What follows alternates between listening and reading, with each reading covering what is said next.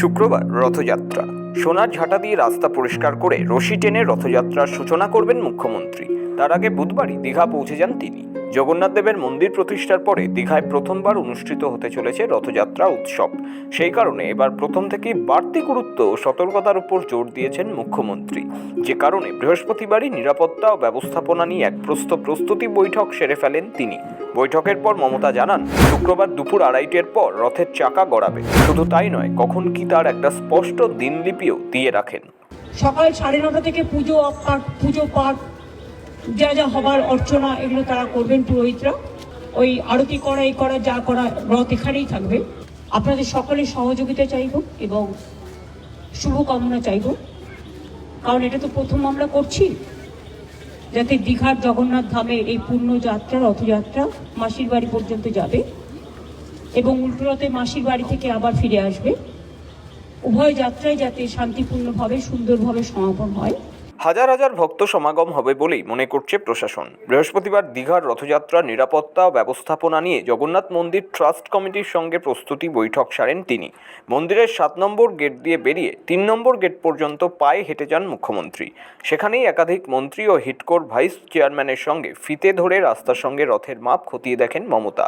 সাংবাদিকদের মুখোমুখি হয়ে মমতা বলেন, রথযাত্রার দিন ভক্তরা ঢুকতে পারবেন জগন্নাথ মন্দিরে। পাথরের বিগ্রহ মন্দিরেই থাকবে, রথে থাকবে নিম কাঠের বিগ্রহ। শুক্রবার সকাল 9:30 থেকে দীঘার জগন্নাথ মন্দিরে শুরু হবে পুজো পাঠ। দুপুর 2 থেকে 2:30টার মধ্যে হবে আরতি। তার আগে মন্দিরে চলে আসার কথা মুখ্যমন্ত্রীর। দুপুর 2:30 নাগাদ রথের রশিতে পড়বে টান। বিকেল 4টের মধ্যে মাসির বাড়ি পৌঁছবে রথ। সকাল 9টা থেকে পুরোহিতরা তাদের পুজো পাঠ করবে তাদের নিয়ম অনুযায়ী। 9:30টার পর থেকে তারা রথ দর্শন করতে পারবে। রথ রাত্রি লাগিয়ে দেওয়া হবে এবং সকাল 9:30 থেকে পুজো পাঠ যা যা হবার অর্চনা এগুলো তারা করবেন পুরোহিতরা। আমরা 2টো নাগাদ আসবো এখানে। 2 থেকে 2:30 পর্যন্ত ওই আরতি করা এই করা যা করা রথ এখানেই থাকবে। ঠিক 2:30 রথ স্টার্ট করবে। রথযাত্রায় ভিড়ের মাঝে যাতে কোনো অপ্রীতিকর ঘটনা না ঘটে, তাই ব্যারিকেডের বন্দোবস্ত করা হচ্ছে। ব্যারিকেডের অপর প্রান্তে দাঁড়িয়ে রথযাত্রা দেখতে পাবেন পুণ্যার্থীরা।